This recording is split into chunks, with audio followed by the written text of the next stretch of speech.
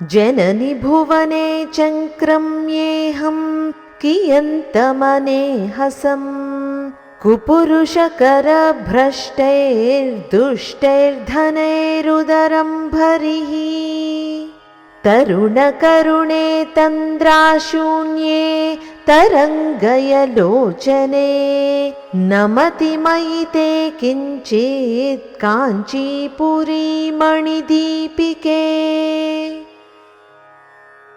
जननि भुवने चङ्क्रम्ये अहं कियन्तम् अनेहसं कुपुरुषकरभ्रष्टैः दुष्टैः धनैः उदरं भरिः तरुणकरुणे तन्द्राशून्ये तरङ्गयलोचने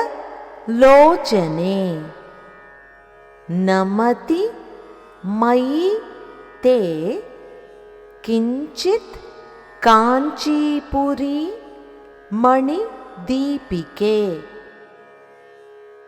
జనని, కాంచీపుర నగరానికి దివ్యమైన మణిదీపంలా వెలిగిపోతున్న అమ్మ కామాక్షి, దుర్మార్గులైన వారి చేతుల నుండి వచ్చిన అధర్మార్జితమైన పాపపు ధనంతో క్షుద్బాధను తీర్చుకుంటూ పొట్ట నింపుకుంటూ ఈ లోకంలో ఇంకా ఎంతకాలం పాటు ఇలా దీనంగా తిరగాలి తల్లి? నిత్యనూతనమైన దయార్ద్ర హృదయంతో భక్తులను అనుగ్రహించటంలో ఏమాత్రమూ అలసత్వము లేని నీకు నేను నమస్కరిస్తున్నాను. నిన్నే శరణు వేడుతున్న నాపై నీ కరుణావీక్షణాలనే అలలను కొద్దిగానైనా ప్రసరింపచేసి నన్ను అనుగ్రహించు తల్లి. ఇప్పుడు మరొక్కసారి శ్లోకాన్ని చదువుకుందాం.